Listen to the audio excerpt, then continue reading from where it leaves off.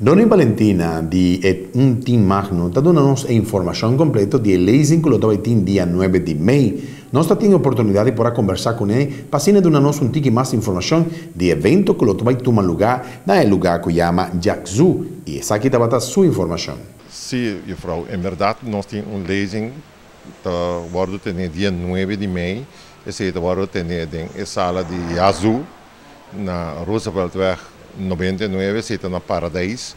Caminha nos atende o ciclo de Nações Unidas a proclamar que para ano 2020 nenhum país mais está colônia mais.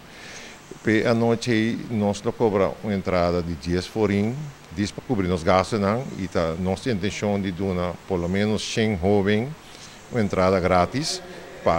Não também viva com o ciclo teórico não chega na fecha de 2020.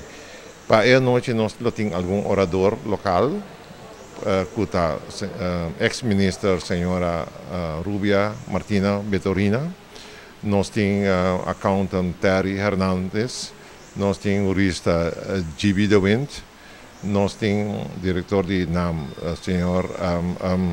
senhor Ansarma, nós temos Siegfried Rafaela, que está de Timagno mesmo, então nós temos o senhor Terry Hernandes, que está accountant.